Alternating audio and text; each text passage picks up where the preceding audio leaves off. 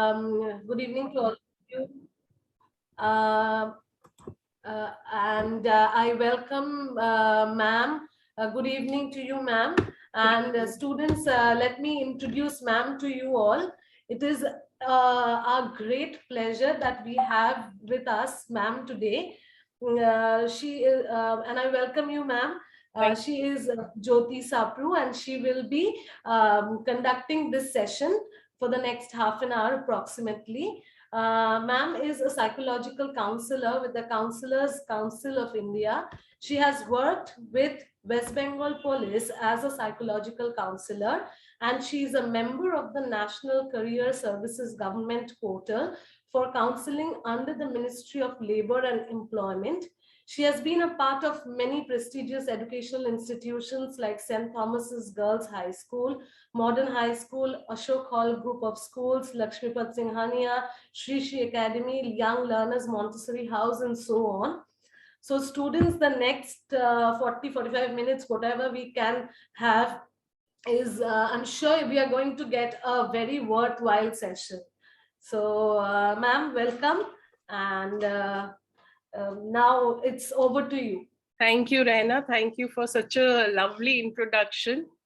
And a very good evening to everybody. I am recuperating from COVID at home. I'm in quarantine. But I would love to share my time with all you lovely people. And it is absolutely my pleasure to share this workshop on stress and stress management. So if you all have any questions, please put them in the chat box, because once I'm in the flow of the presentation, it gets a little unnerving. So you can speak to me after the presentation, and in case the Zoom meeting ends, we can all rejoin with the same link and try to finish it off if anything is left. So I'll just begin the screen share.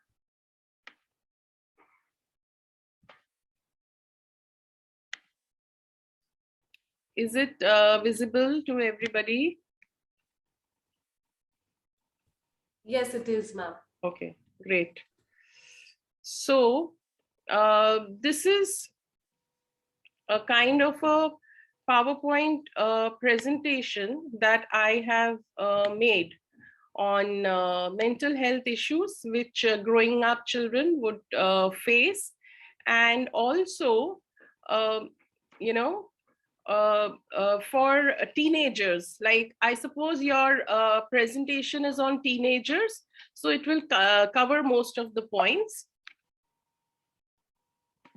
So the World Health Organization has defined mental health as a state of well-being, whereby the individuals recognize their abilities and are able to cope with the normal stresses of life, work productively and fruitfully, and make a contribution to their communities. Now, speaking about mental health, I'm sure all of you are studying psychology and you know what mental health is. And we all try to define it in our own language and with our own experiences of mental health.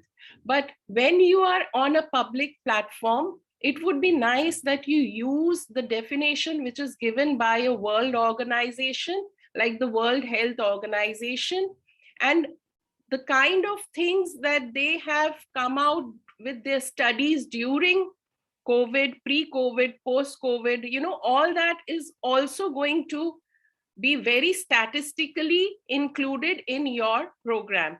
So applying such adult-based definitions to adolescents and identifying mental health problems in young people can be difficult given the substantial changes in behavior and thinking capacities and identity that occur during the teenage years. So how is that the mental health of an adult is different from that of a teenager? Now, this is a major identifying factor which you have to do your homework on and get the actual facts. because the impact that you have, sorry, 1 second to admit somebody. Yeah. So the impact of changing youth subcultures on behavior and priorities can also make it difficult to define mental health and mental health problem in adolescence. Now, why am I telling you this? So that when you are being asked to speak about mental health, you know that what are the factors that are going to affect the mental health of a teenager, and also, you know, the mental disorders which reflect the psychiatric disturbance in adolescence may be affected more broadly due to mental health problems. So you see how these things can aggravate into serious problems. So these may include various difficulties and burdens that interfere with adolescent development and adversely affect the quality of life emotionally, socially, and vocationally. I hope this slide was clear to everybody. Any one of you can just unmute and tell me if there's any problem. Understood. Okay, so you see, according to the World Health Organization, 3,000 adolescents die every day. Nearly all these deaths are preventable. So you see the amount of burden that is there on your tiny shoulders to create awareness. Whatever this program you're going to do, which is going to have a statistics of children from US, UK, Sri Lanka, India, you have to kind of identify. I have also brought down a lot of statistics from these countries, and it's mostly maximum in India. So we as Indians need to see this and spread the awareness and create a kind of a drive for mental health. And me being a counselor, I take it upon me, you know, as my social duty, and that is why I'm here with you today. Mental health problems and disorders in adolescence. What are the problems or disorders? The common ones are, you know, it's depression, anxiety, attention deficit hyperactivity disorder, eating disorder, conduct disorder, substance misuse disorder, and which are the less common ones?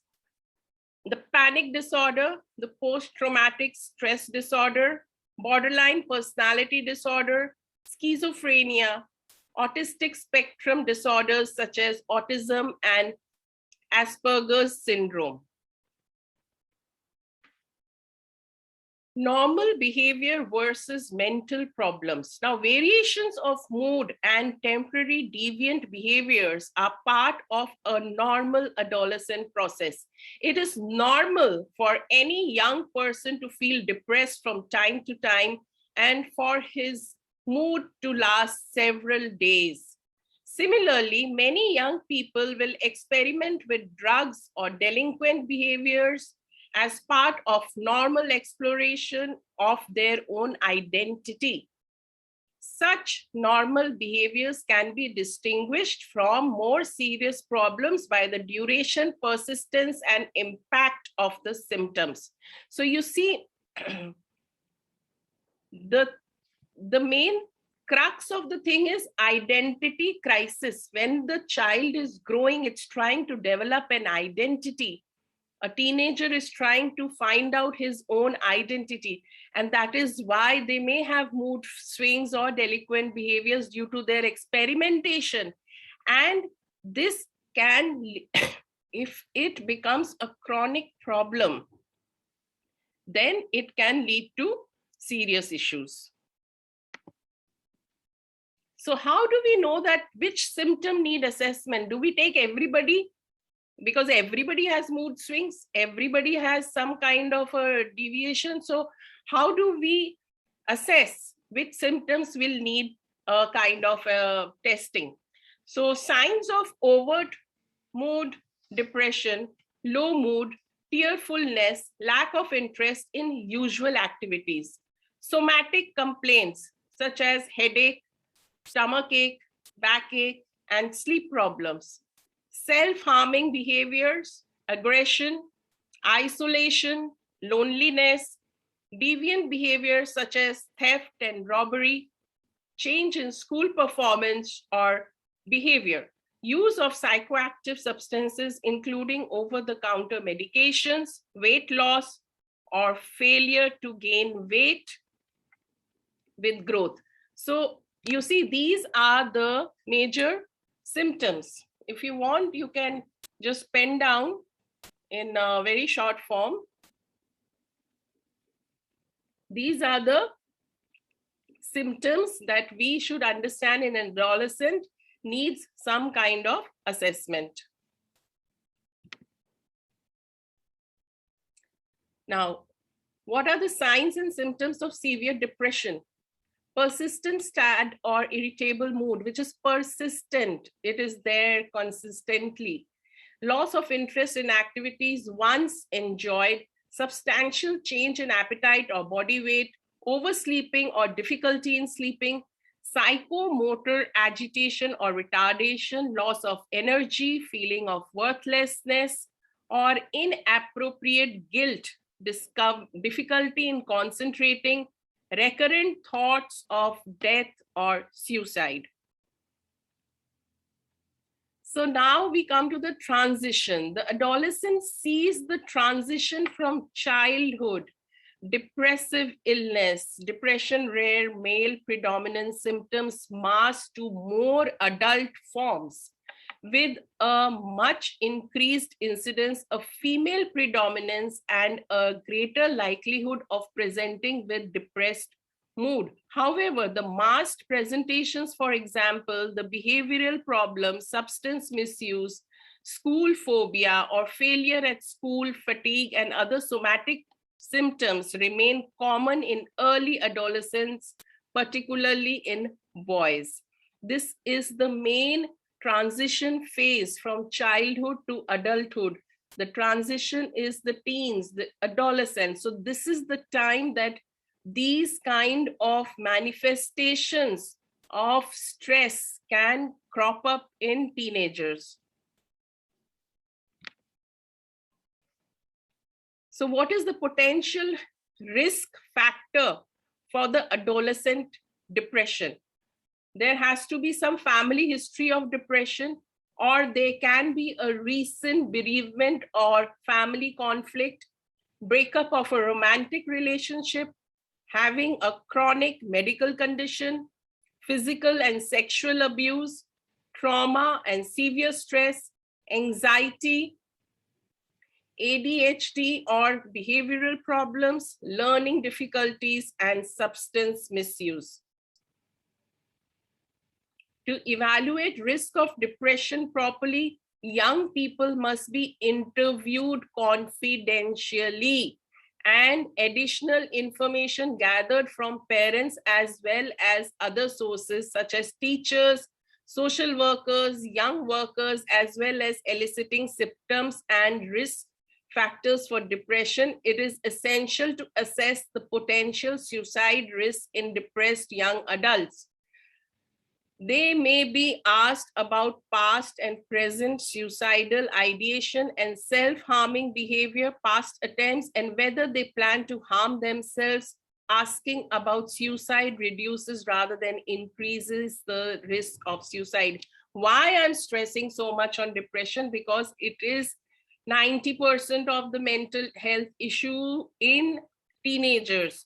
So we have to understand that how do we find out if somebody is depressed or sad or it's just a passing phase? You have to gather information. It's like a case study. And you have to have a cross-section of people who are dealing with that person on a day-to-day basis. And then you have to bring down the points so that you can make an accurate assessment of the issue. I will give you the recording. You can later on take more notes from my presentation. So please feel free to ask me for the recording.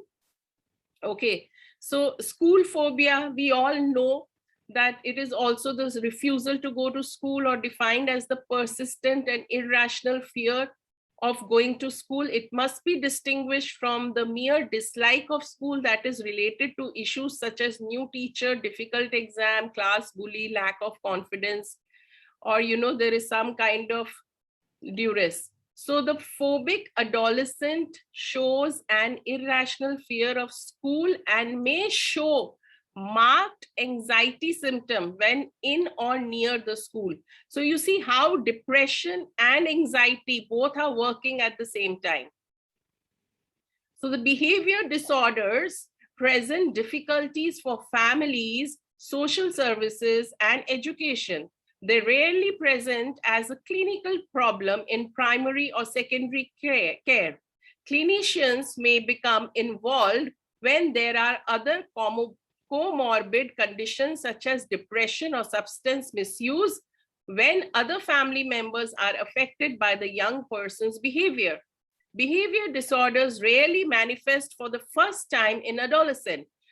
The sudden development of new behavior problems in adolescence may reflect underlying family problems, depression, or substance misuse. Learning disabilities, we all know this is very important again, because it's all about growth, evolvement, and enrichment of the senses during these years. And if learning disability encompasses the disorders that affect the way the individual with normal or above normal intelligence will receive, store, organize, retrieve, and use the informations. Problems include dyslexia and other specific learning problems involving reading, spelling, writing, reasoning, and mathematics. But the undiagnosed learning disabilities are a common but manageable cause of young people deciding to leave school at the earliest opportunity. The clinician's role in these situations is to screen for health conditions that may affect performance. So you see, it can be physiological or it can be psychological. So you have to understand the case right from the beginning. Sorry, excuse me. Then there are the conduct disorders. The conduct disorders can be defined as persistently disruptive behavior in which the young person is repeatedly violating the rights of others or age-appropriate social norms. So teenagers who with the conduct disorders often have concomitant disorders such as depression, suicidal behavior, and poor relationships with peers and adults. So the consequences include school problems, school expulsions, academic and vocational failure, and problems with the law. So basically, they grow up to be young criminals. Then there is the ADHD disorder, which we all know. About 80% of the children with ADHD continue to have the disorder during the adolescence, and as many as 50% of the adolescents still do throughout their adulthood. The main differential diagnoses are with behavioral problems secondarily to the poor parenting or poor social school supervision. Now, there are some symptoms which are suggestive of attention deficit hyperactivity disorder. So you can just quickly take a note, or when I share the recording, you can also try to jot it down from there. This is just part of the subtitle. So inattention, hyperactivity, and then you have, although severe learning problems present in early primary school, more subtle difficulties may be missed until made obvious by the greater academic demands of the adolescents when they begin to affect their educational performance. You see what happens in the initial stages, we just think he's a slow learner, he's not this, he's okay, he will cope up. But when actually in the teens, the educational performance gets hampered, that is the time that the red flag is there and we know that there is a mental health issue. So this is very, very important. Again, the anxiety disorders are relatively common in adolescence and often persist into adulthood whereas separation anxiety disorder and mutism are more prevalent amongst younger children. Generalized anxiety disorder and panic attacks emerge during adolescence. The generalized anxiety disorder is marked by uncontrolled excessive worrying, accompanied by difficulty in concentrating, irritability, sleep problem, and often fatigue. The panic disorder is characterized by recurrent spontaneous panic attack, often associated with physiological and psychological signs and symptoms. As with other mental health problems in adolescence, the anxiety disorder are often accompanied by the condition, particularly depression. Then what are the behavioral strategies for attention? At home, you can use simple commands. You know, when we talk about stress management, you can find out different strategies for different disorders to deal with them at home and at school.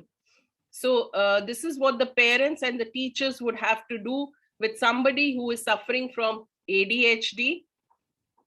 Okay, just ensure that the young person sits close to the teacher's desk, give only one task at a time, you know, use written, not just oral instructions. So these are the strategies. Then coming to the physical symptoms, also you have to understand that as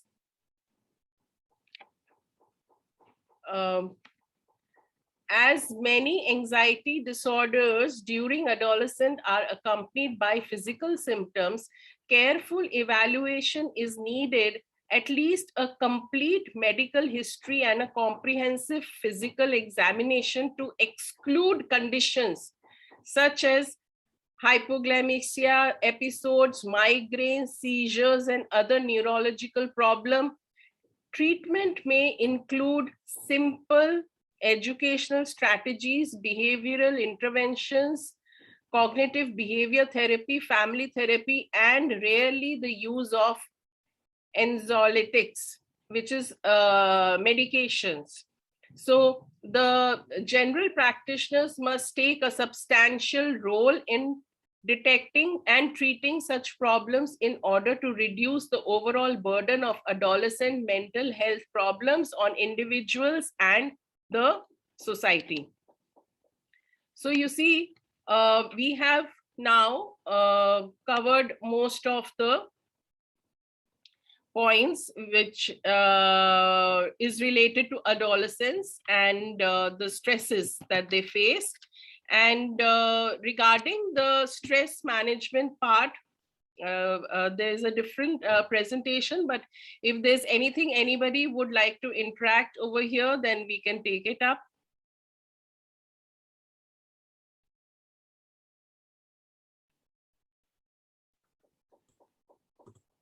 Has anybody put up anything in the chat box as of now? Not yet. I think students, you can put forward your questions. Like if you have anything to ask. Have you all? Yeah, because this is a comparative study, you said, between US, UK, and Sri Lanka. So have they got any data, anything?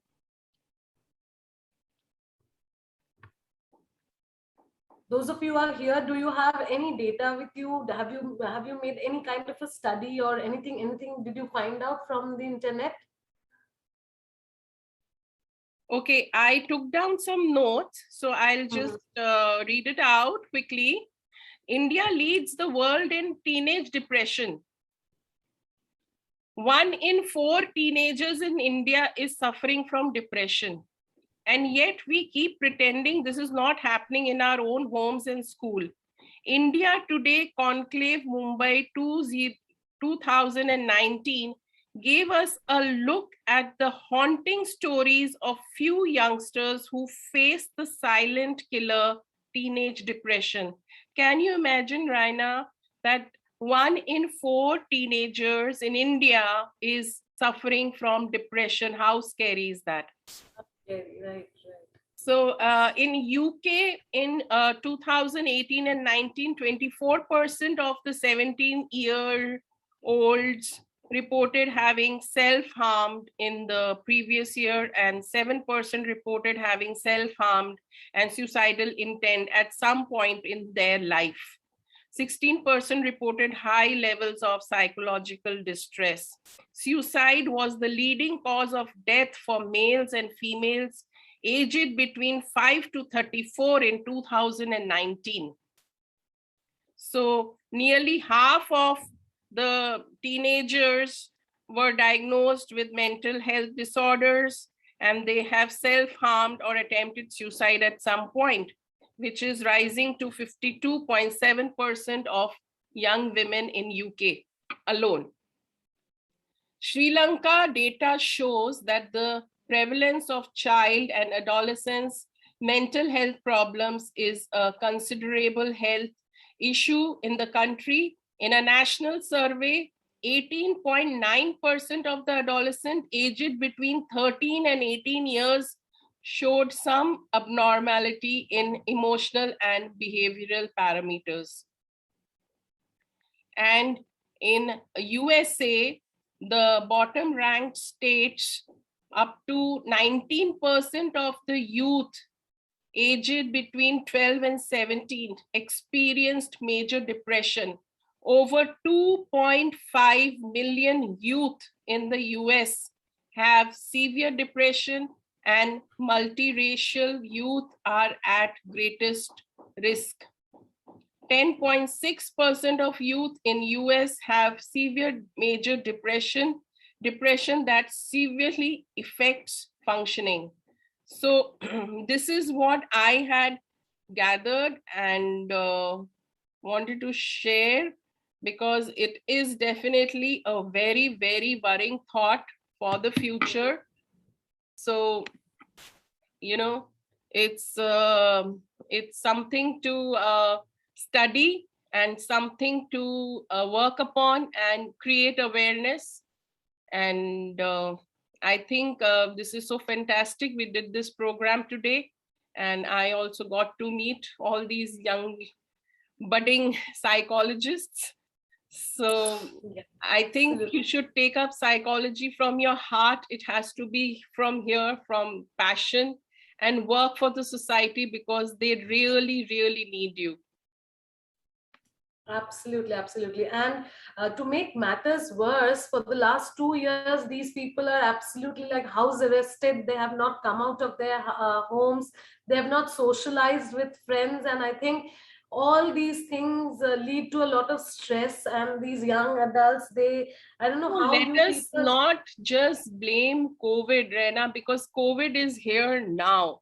It was not there 2 years back. So the people who are teenagers now were quite grown up when COVID struck us. So, you know, human psychology adjusts very fast to new situations. If you are a positive person, if you're a strong person, you will adjust to any adverse situation, any. Let it be COVID, let it be depression, let it be anxiety, and you will come out of it. Initially, yes, it may have affected. It was a shock for all of us, but we have accepted it as the new normal, and we are all moving forward. So let us not keep on reinforcing that COVID came and we kind of had a setback. We are strong enough to move on and come out of it. I want our young generation to set an example. When we are comparing the statistics, let our youngsters stand up and say that, no, we will be out of it in a strong way, and let nothing ever deter us. Absolutely. How very inspiring and motivating, ma'am. I mean, I am feeling so motivated after listening to you. I'm sure all my children, the students, I'm sure they really had a very enriching session. Any one of you can any one or two of you ask something, which some kind of problem that you go through at home. Sometimes you're feeling lonely maybe, or any kind of stress related problems that you face. Please feel free to ask ma'am, because this is like a very worthwhile session, and we don't know if we can arrange for such meetings in near times, because they also have their final term examinations and everything. So if you have to ask anything, please, any one or two of you, please come forward with a question. Yes, Shampurna, say. I'm Shampurna. I have a problem that is till now during COVID we did our classes through online. So after so many days, means like 2 years, we are giving our offline exam. So I have a problem that is if I study properly, then also I'm having a panic that whether I will be able to write everything means properly or not. This panic I'm not means it You're is not happening overcoming now. from that. Yes. Yes. Okay. So how?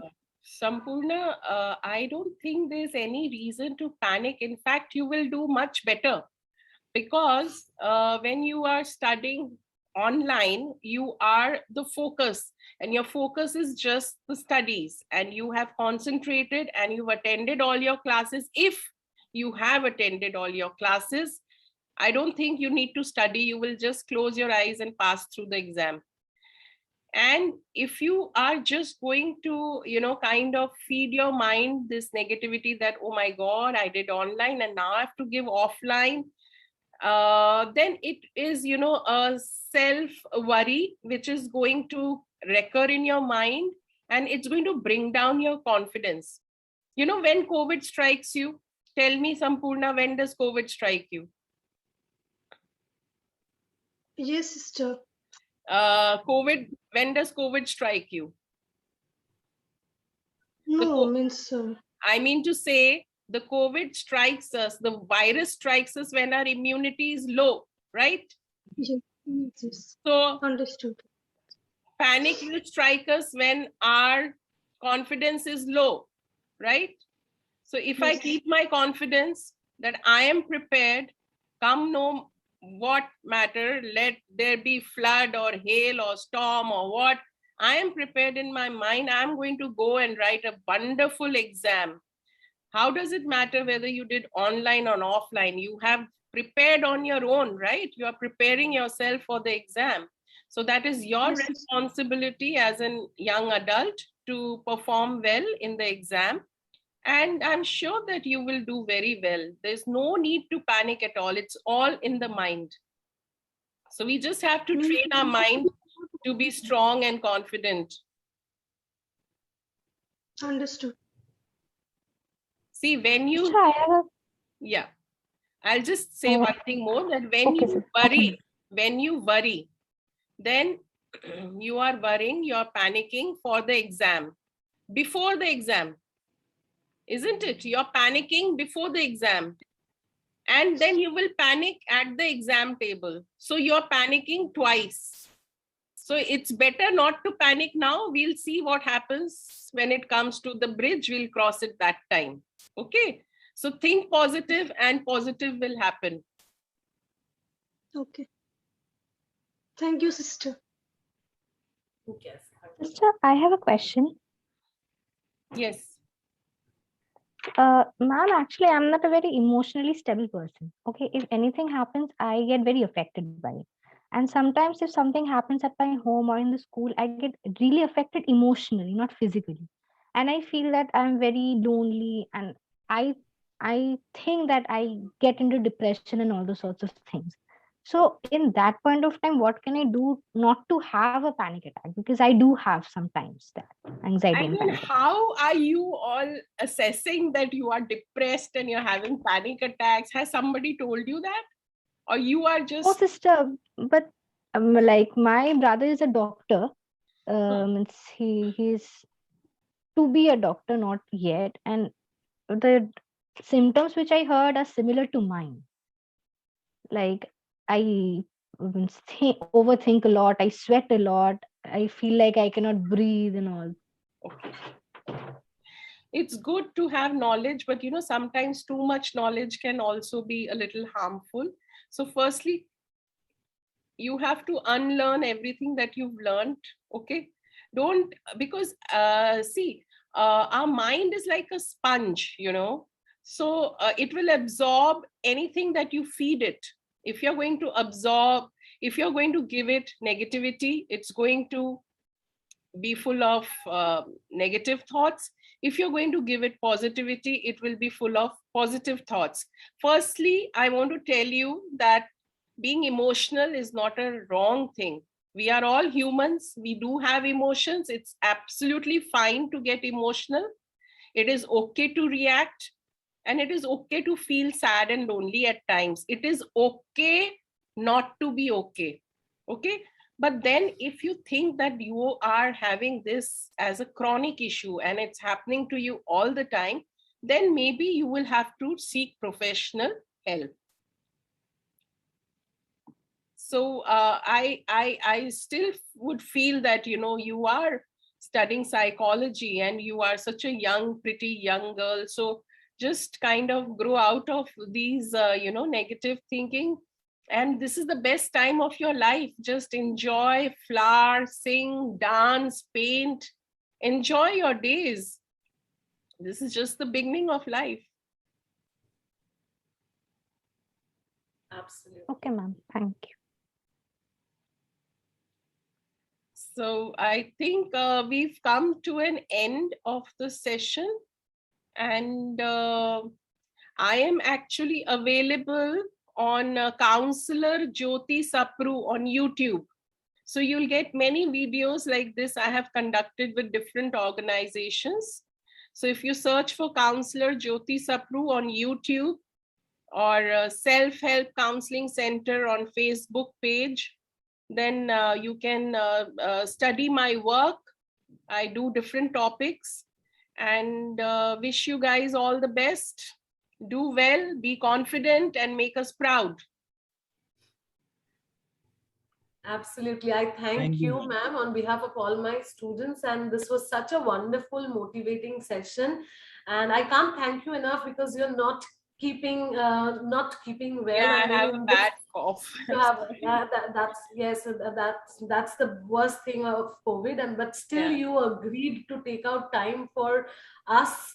We are absolutely delighted, and we will look forward to such sessions. I'll keep disturbing you, and we look forward to such sessions. I'll send you the recording link. They can share yes, it from my YouTube. I'll share it with all other, because some of them couldn't join also. So I'll share definitely. Okay, thank you so much, ma'am. Welcome. Thank you. Bye. Yeah. Thank you, sister. Thank you. Thank you, ma'am. Bye. Thank you, ma'am. Welcome. Bye bye. Thank you, ma'am.